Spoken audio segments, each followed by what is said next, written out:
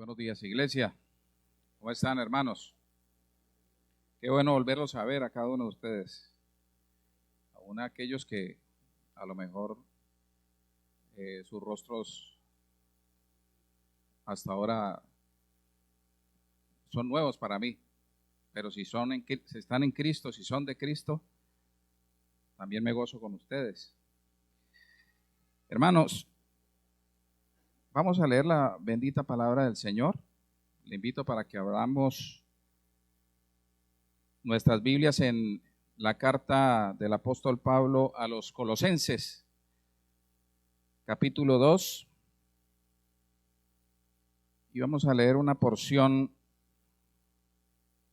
un poco extensa, pero creo que necesaria para poder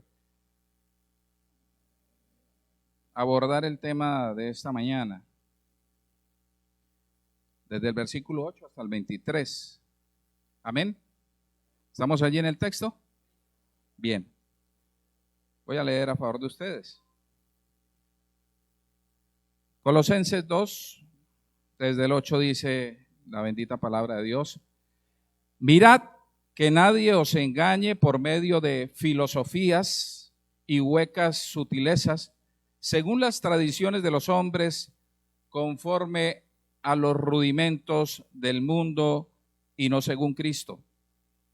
Porque en él habita corporalmente toda la plenitud de la deidad, y vosotros estáis completos en él, que es la cabeza de todo principado y potestad.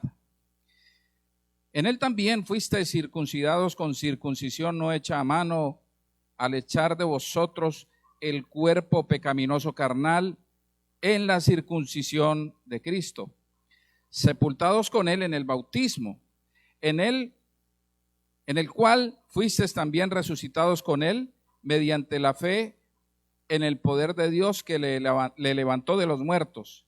Y a vosotros, estando muertos en pecados y en la incircuncisión de vuestra carne, os dio vida juntamente con él, perdonándoos todos los pecados, anulando el acta de los decretos que había contra nosotros, que nos era contraria, quitándola de en medio y clavándola en la cruz, y despojando a los principados y a las potestades, los exhibió públicamente, triunfando sobre ellos en la cruz. Por tanto, nadie os juzgue en comida o en bebida, o en cuanto a días de reposo, luna nueva o días de reposo, todo lo cual es sombra de lo que ha de venir, pero el cuerpo es de Cristo. Nadie os prive de vuestro premio, afectando humildad y culto a los ángeles, entremetiéndose en lo que no ha visto, vanamente hinchado por su propia mente carnal, y no haciéndose de la cabeza en virtud de quien todo el cuerpo, nutriéndose y uniéndose por las coyunturas y ligamentos, crece con el crecimiento que da Dios. Pues si habéis muerto con Cristo en cuanto a los rudimentos del mundo, ¿por qué, como si vivieseis en el mundo, os sometéis a preceptos tales como no manejes, ni gustes, ni aun toques, en conformidad a mandamientos y doctrinas de hombres, cosas que todas se destruyan con el uso? Tales cosas tienen a la verdad cierta reputación de sabiduría en culto voluntario, en humildad y en duro trato del cuerpo, pero no tienen valor alguno contra los apetitos de la carne. Señor, te damos gracias por este maravilloso tiempo que nos has dado. Y cada vez, Señor, que abrimos tu bendita y santa palabra, sea en este lugar, sea en nuestros aposentos, lo hacemos con la reverencia que tú demandas de nosotros. Señor, tu palabra nos dice que debemos temblar ante ella, y son ellos los que son realmente humildes de corazón. Por eso te pedimos, Padre glorioso, que reverentemente en esta mañana escuchemos tu palabra y la atendamos. En el nombre de tu Hijo amado Jesucristo. Amén. Bien, hermanos, quisiera para iniciar y de alguna manera para llamar la atención de ustedes, hacer un pequeño cuestionario, un pequeño test evaluativo. Obviamente no vamos aquí a exhibir los resultados de ese test. Cada uno de ustedes allí en sus mentes harán su propio análisis. Y la idea, como les dije al inicio, no es señalar, sino por el contrario, llamar la atención y sensibilizar un poco, contrastar un poco la palabra de Dios con la realidad nuestra en nuestro diario vivir. Quisiera plantear 7 preguntas o 7 propuestas evaluativas para nuestra actitud frente a la vida cristiana. Primera pregunta: ¿crees que Dios nos acepta dependiendo de una escala de méritos que vamos consiguiendo en la medida que hacemos cosas para Dios? Respóndase usted allí. Segundo, ¿consideras que el cumplimiento de normas externas define la espiritualidad de un cristiano? 3, ¿tiendes a interpretar los mandamientos sin tener en cuenta el contexto de la gracia divina? 4, ¿sueles juzgar la vida espiritual de otros comparándola con la tuya? 5, ¿hablas más de los errores de otros hermanos que de la obra que Dios está haciendo en sus vidas? 6, ¿te sientes incómodo cuando alguien vive su fe de manera distinta, aun cuando esa forma de vida de ese hermano es bíblica? 7, ¿corriges a otros con dureza más que con amor y con deseo de restauración? Bien, hermano, yo estoy seguro que en alguna de esas preguntas hemos estado identificados nosotros, porque yo también me identifico con algunas de ellas. Porque el virus del legalismo, y es eso, de ese tema que quiero en esta mañana a través de la palabra de Dios abordar, está en todos nosotros, los seres humanos. Hay una tendencia legalista en todos nosotros, los seres humanos. Y para poder entender un poco más este concepto del cual hoy vamos a hablar, quisiera hacer 2 precisiones. La primera es que el legalismo como definición es una línea de pensamiento que plantea, que procura buscar el favor y la aceptación de Dios a través de obras, de añadir obras a la obra de Cristo. Y la segunda precisión que quiero hacer es que aunque la palabra legalismo o legalista no está en la Biblia, el concepto o la actitud como tal es tan antigua como la humanidad, como nosotros los seres humanos. Caín es posible el primer legalista de la historia de la humanidad. Y nos dice la Biblia allí, creo que es en Génesis 4, que junto a su hermano ofrecía sacrificios a Dios. Pero Dios vio con agrado a Abel y a su ofrenda, mas no a Caín y a su ofrenda. Y allí es donde se manifiesta la actitud legalista de Caín. Dice que cuando él notó esto, su semblante, ¿qué? Decayó. Porque el legalismo tiene esa tendencia, esa marca, ¿no? Hay un tinte de frustración siempre, porque no suple nuestro estándar. Quisiéramos agradar a Dios con lo que hacemos y no lo que representamos en Él en Cristo Jesús, como sí lo hizo Abel, porque nos dice Hebreos 11:4 que Él ofreció mejores ofrendas porque lo hizo con fe, reposando en la gracia no sabiendo o no entendiendo que su ofrenda era mejor por lo que estaba ofreciendo, sino por la actitud con la que él lo estaba ofreciendo. En gratitud, en ofrenda grata a Dios, de un corazón agradecido por la provisión y por la gracia salvadora. No hay problema. Yo sudo con o sin ventilador. Hermanos, uno de los mayores peligros de la iglesia es precisamente el legalismo. A veces pensamos que esos peligros o los peligros de la iglesia regularmente vienen de afuera. La mundanalidad, el modernismo, las falsas doctrinas. Pensamos que es quizá los mayores peligros para una iglesia local. Pero definitivamente una de las más peligrosas es precisamente el legalismo. Y aunque algunos quisieran pensar que es mejor que una iglesia sea estricta en sus normas, en sus exigencias, inclusive en su código de vestimenta, lo que nos muestra la Biblia es precisamente todo lo contrario. Ahora no es un llamado al libertinaje, al desorden, al liberalismo o a no entender desde la perspectiva bíblica lo que Dios quiere a través del Espíritu Santo en la obra santificadora con la iglesia. No, sino es precisamente esa actitud de tratar de agradar a Dios y añadir obras al evangelio a través de obras externas.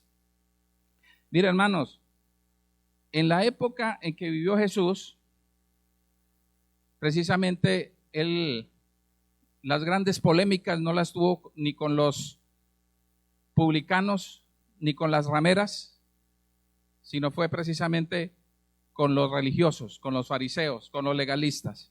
De hecho, les dice en alguna oportunidad, las rameras y los publicanos van ¿qué? Adelante de ustedes. Pero no porque Dios se agrade del pecado de ellos, sino porque ellos tienen la capacidad de reconocer su pecado y arrepentirse. Pero el legalista no. El legalista, el moralista, considera que su vida anda bien y por ende no solo Dios se agrada de ellos, sino que Dios les debe a ellos. Las grandes polémicas fue precisamente con ellos y sobre todo por el día de reposo. Ellos habían establecido una serie de normas complejas que inclusive les voy a leer algunas de ellas. En el día de reposo, y están algunas de ellas en la Biblia, no se podían arrancar espigas, así usted tuviera hambre. No se podía sanar enfermos a Jesús, lo censuraron por sanar el día de reposo. No se podían cargar objetos, ni siquiera una aguja se podía cargar. Se podía caminar, sí, pero solamente hasta 2000 codos, o sea, 1 kilómetro más o menos. ¿Dónde dice eso en la Escritura? Bueno, pero los rabinos habían establecido a través de sus comentarios, de sus interpretaciones, que se podía hacer esto hasta cierto límite. No se podía encender y no se podía apagar el fuego. Inclusive si su casa si estuviera incendiando no se podía apagar. Se podía salvar la gente, sí, pero déjela quemar, porque es preferible eso a quebrantar el día de reposo. No se podía escribir, no se podía borrar, no se podían atar o desatar nudos. Se podía escupir sobre una piedra, pero si escupía sobre la tierra era trabajo y era pecado, porque al escupir sobre la tierra se convertía en barro y eso hacía parte ¿de qué? De trabajar. Interesante, ¿no? Es interesante. No se podía ver en el espejo porque usted podía haberse tentado a quitarse las canas que tenía en su cabeza. O sea que yo sí estuviera condenado a no verme. Entonces, hermanos, estas eran partes de las normas complejas que hacían parte del legalismo o de la práctica religiosa de la época de Jesús.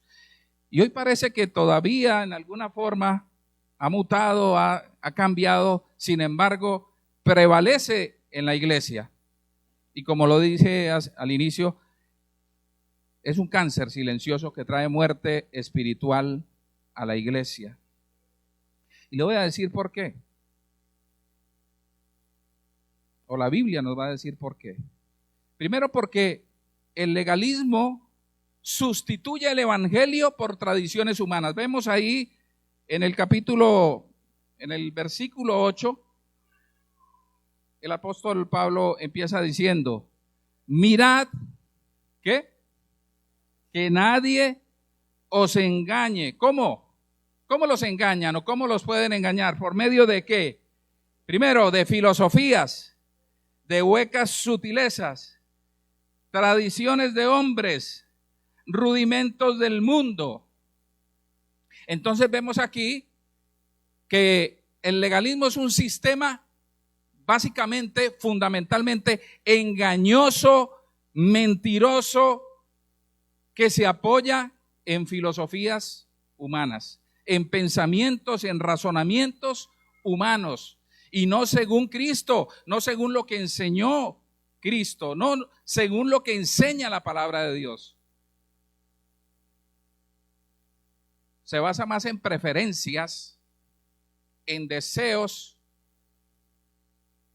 que en aquello que Dios nos ha revelado en su palabra.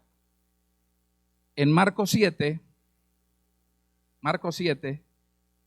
versículos del 5 al 13 nos muestra aquí un episodio interesante. Marcos 7, versículos del 5 en adelante.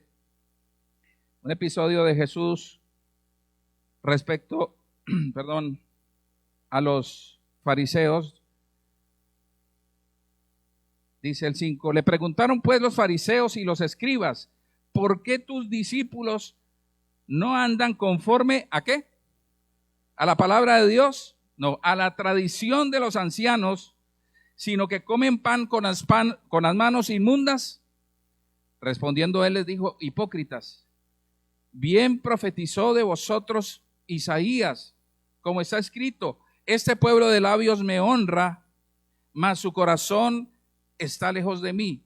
Pues en vano me honran enseñando como doctrinas mandamientos de hombres.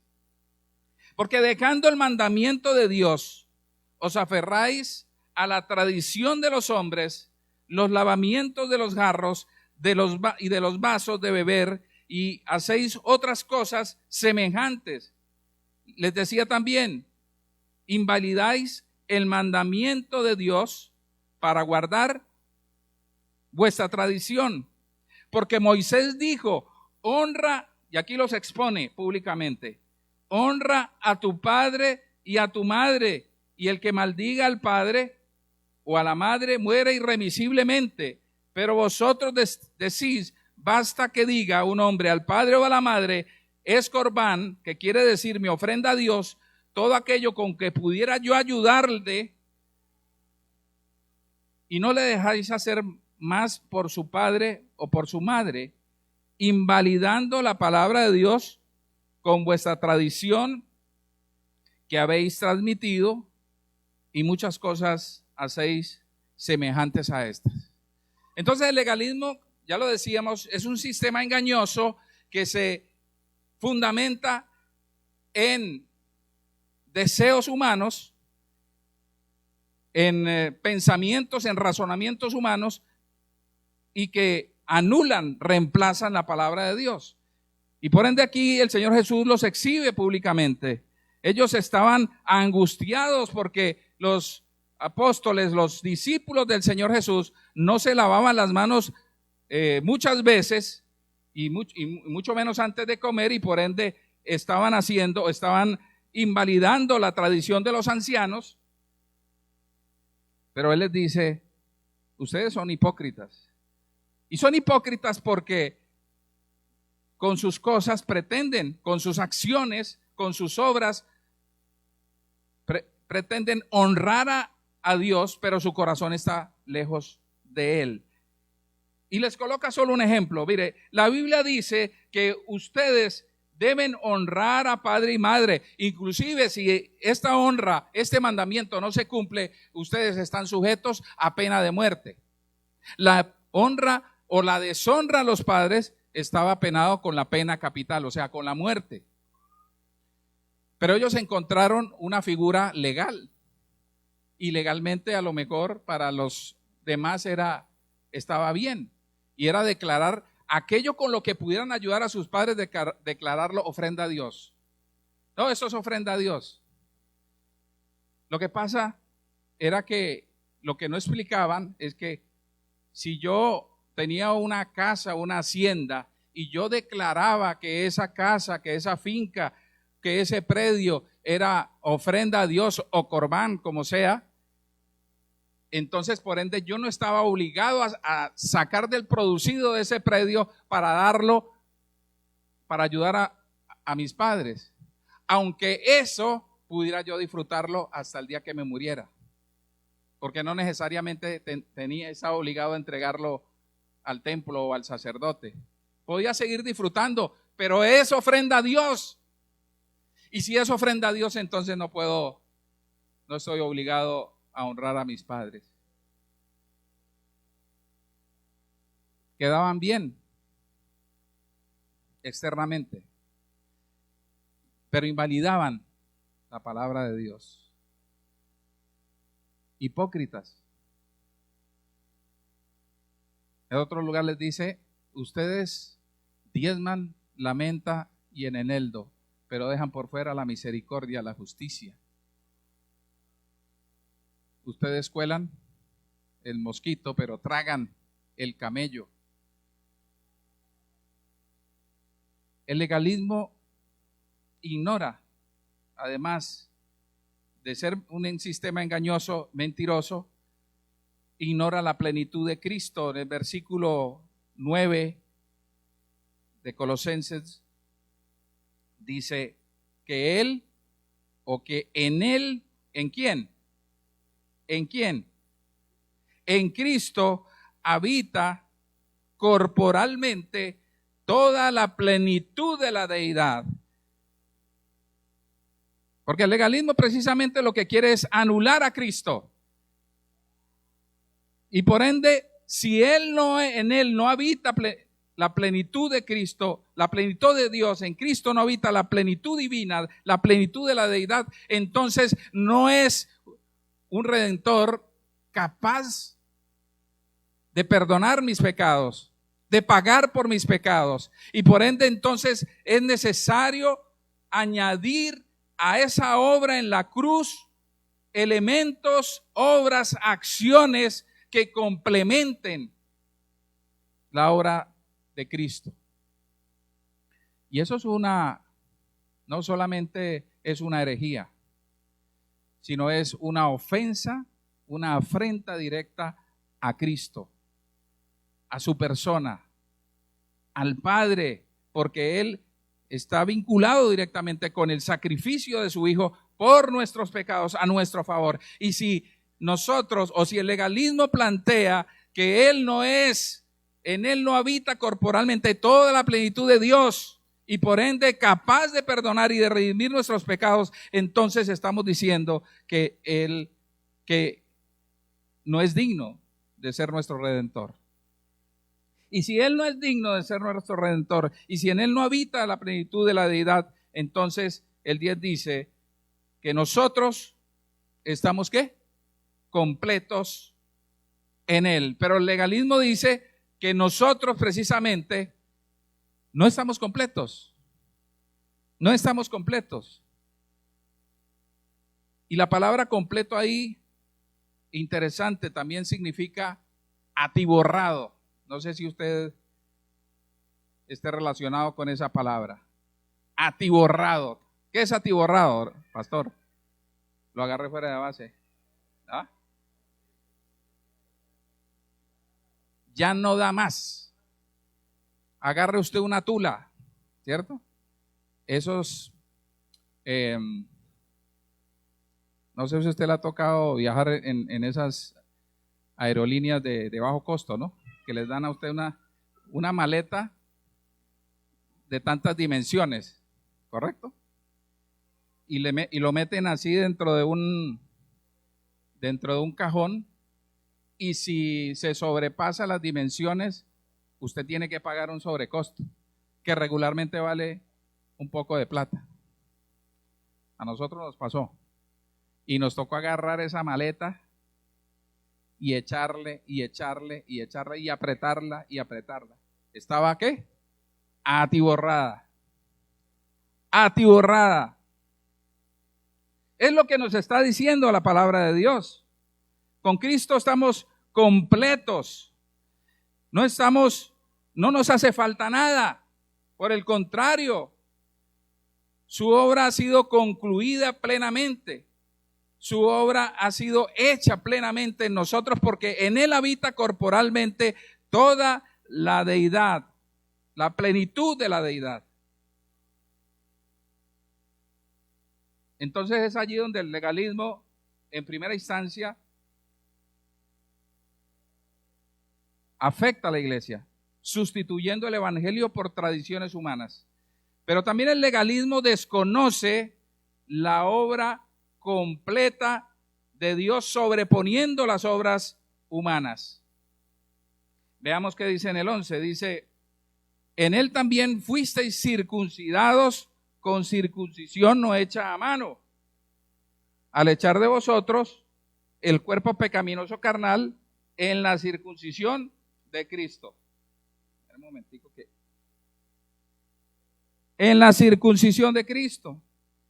Una de las cosas que eran fundamentales para los judíos, incluso para algunos cristianos que venían del judaísmo en tiempos de Jesús, en tiempos de Pablo, era la circuncisión, era la necesidad de circuncidarse. En Hechos 15 precisamente nos narra la Biblia que los ancianos de Jerusalén y los apóstoles se reunieron para debatir un problema. En la iglesia de Antioquía, o la iglesia de Antioquía había nacido de fruto de unos hermanos que habían ido allí y con la instrucción de solamente predicarle a los judíos, pero algunos que se salieron del libreto le predicaron a gentiles, y la iglesia empezó a crecer y había gozo en la iglesia. Pero algunos judíos fueron allá y dijeron que y dice en Hechos 15:1 que era necesario circuncidarse para ser salvos. Circuncidarse para ser salvos. Y el gozo de los hermanos de Antioquía empezó a decaer, porque se les había impuesto una pesada carga sobre sus hombros.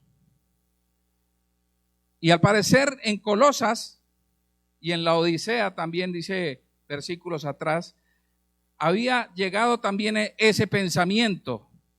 Ya los apóstoles habían determinado por la palabra de Dios que no era necesario solamente sino la fe en Cristo Jesús para la salvación.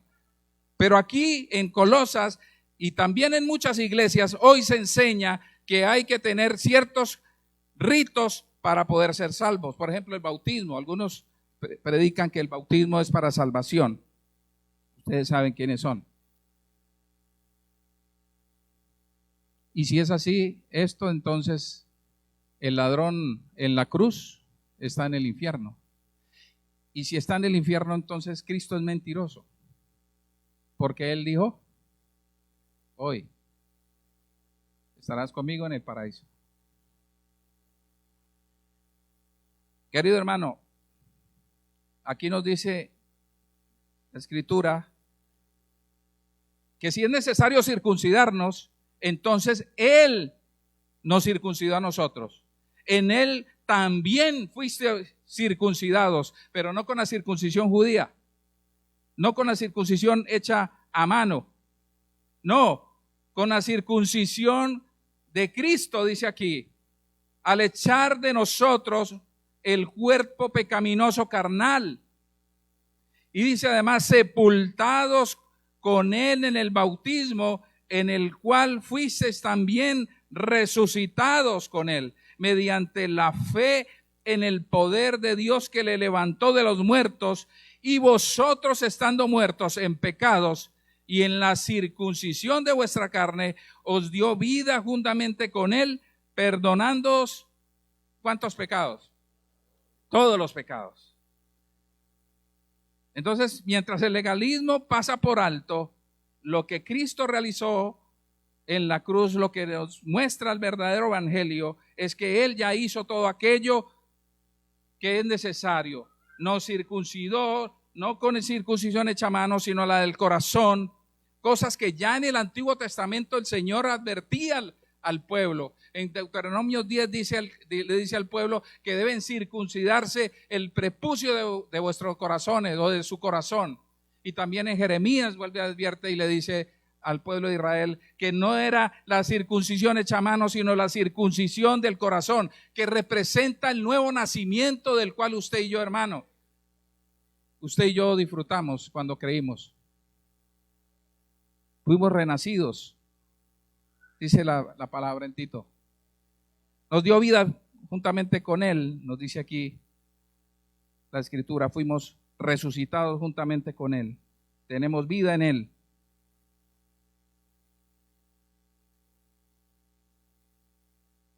El legalismo rechaza el hecho de que Cristo canceló la deuda que nos condenaba, hermano. Lo que nos dice la Escritura, y nos dice aquí en el 14 que Él anuló el acta de los decretos que había contraria a nosotros, que había contra nosotros, que nos era contraria, quitándola de en medio y clavándola en la cruz. Esa expresión, el acta de los decretos, también puede traducirse desde un concepto comercial, es decir, a manera de un pagaré. En algunas versiones lo traducen así.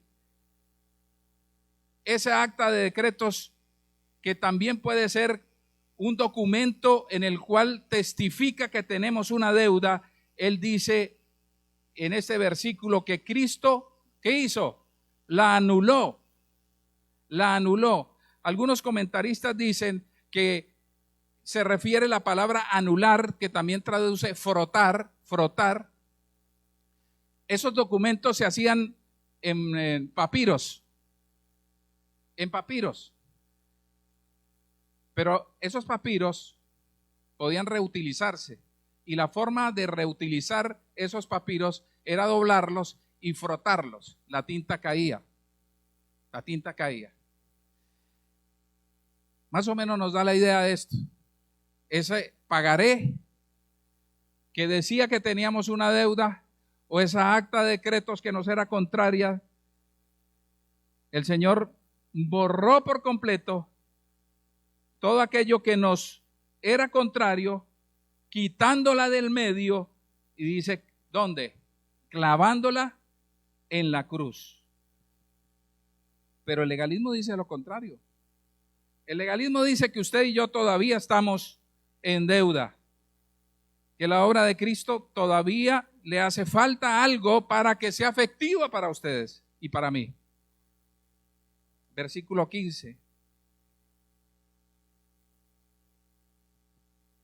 Y despojando a los principados y a las potestades, los exhibió públicamente, triunfando sobre ellos en la cruz. El legalismo no acepta que Cristo despojó los poderes que oprimen al hombre. El legalismo revive una condena que Cristo ya venció. Esta expresión básicamente era una práctica que se hacía en tiempos de Jesús o antes de él, en el cual cuando un ejército vencía sobre otro, aquellos que eran tomados prisioneros de guerra eran exhibidos públicamente para exhibir la victoria del vencedor, valga la redundancia. Y aquí lo que nos dice es que no solamente Cristo los venció, sino que además nosotros a través de la palabra de Dios vemos cómo es exhibida la vergüenza de las potestades, que dice aquí en el 15, exhibió los principados y las potestades, despojándolos, exhibiéndolos públicamente, triunfando sobre ellos en la cruz. La cruz es un acto de victoria. de victoria para el Señor, pero de victoria también para nosotros. Mire, hermanos, y el legalismo también es nocivo porque promueve la crítica al interior de la iglesia. Mire lo que dice el versículo 16. Luego de hablar de Cristo, y la mejor forma de vencer, de atacar el legalismo, no es tratando de corregir cada actitud que tiene el hermano legalista, sino hablando de quién, de Cristo y de su obra. Y vemos que desde el 8 hasta el 16, hasta el 15, lo que ha hecho Pablo es hablar acerca de la plenitud de la majestad de Cristo Jesús, de la obra grande, de la obra redentora, del perdón de pecados. Y ahora aquí en el 16, a manera de conclusión, dice lo siguiente: como Él ya venció, como Él está pleno, por tanto que nadie os juzgue. Y aquí hace referencia a algunas categorías. ¿En qué? En comida, en bebida, o en cuanto a días de fiesta, o sea, hablando de las fiestas anuales, la fiesta de la Pascua, la fiesta de las cosechas, de los tabernáculos, lunas nuevas, que eran las fiestas mensuales, las santas convocaciones, o los días de reposo, los sábados. Dice, no, nadie los juzgue por eso. ¿Y por qué nadie debe juzgarnos por eso? Pedro, estando allá en Jope, orando, dice que vio como un lienzo bajó 3 veces y le dijo insistentemente, Pedro, caza y come. ¿Y qué dijo Pedro?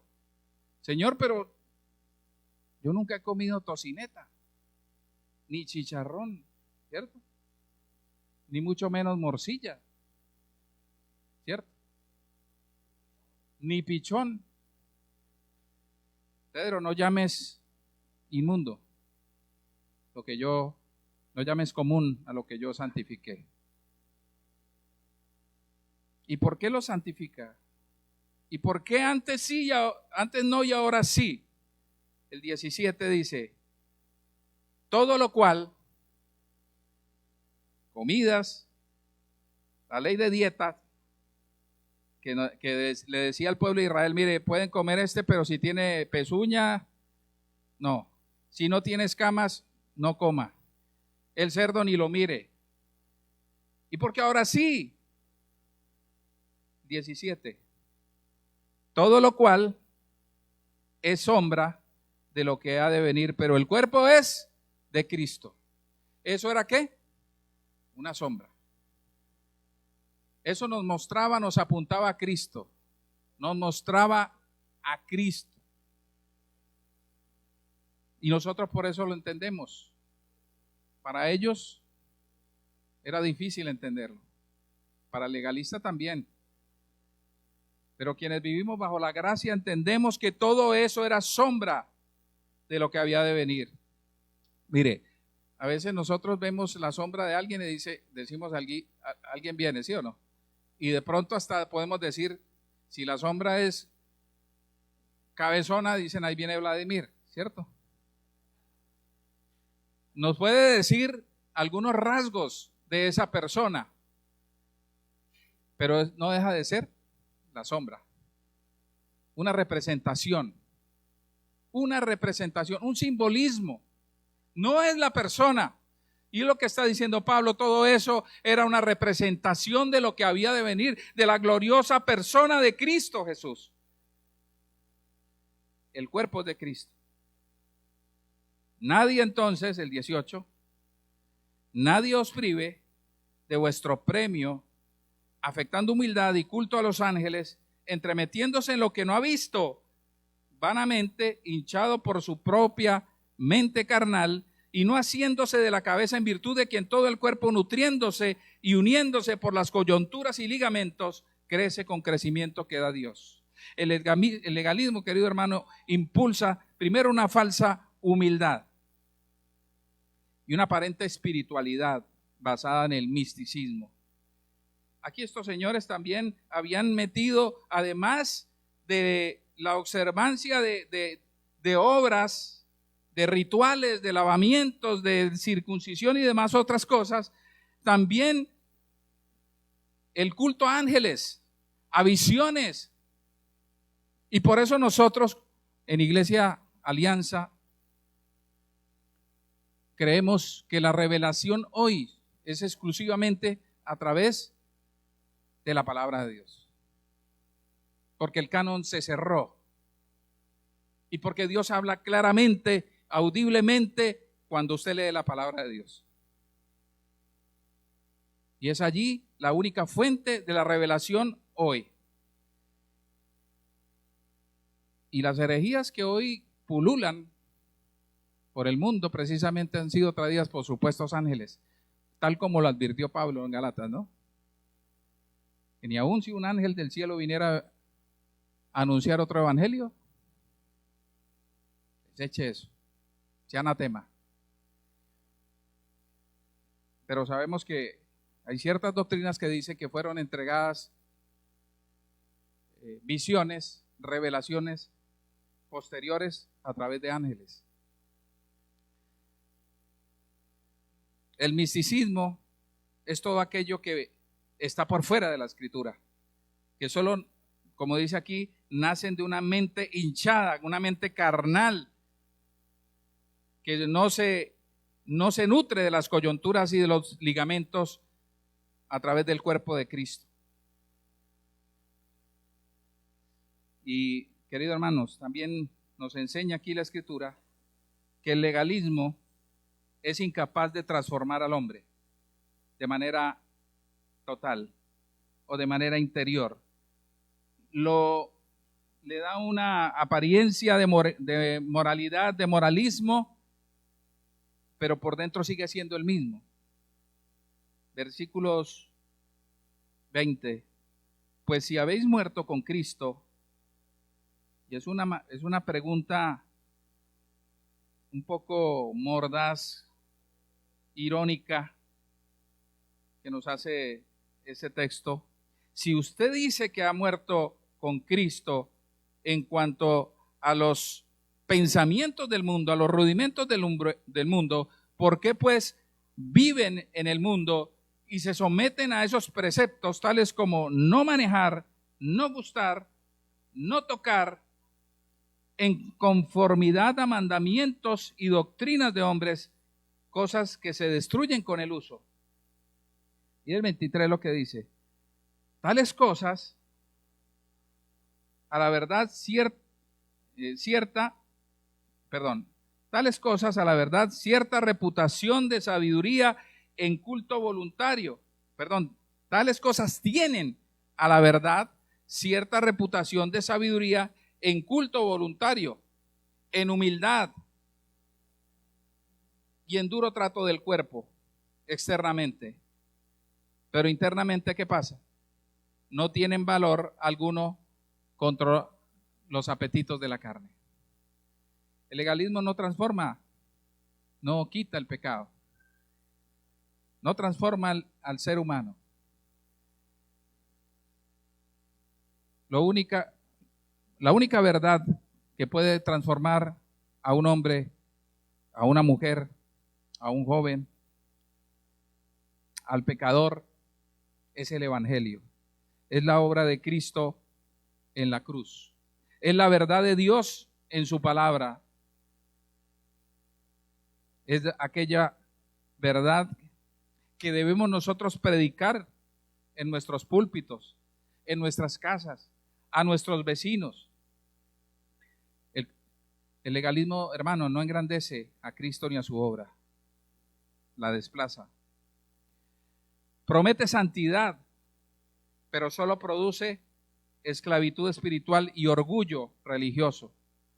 La verdadera vida cristiana no se sostiene en reglas humanas, sino en una relación viva con Dios, con Cristo. Él es suficiente para salvar, pero también es suficiente para santificar a su pueblo. Él preserva nuestra fe. Y donde está Cristo, lo tenemos todo.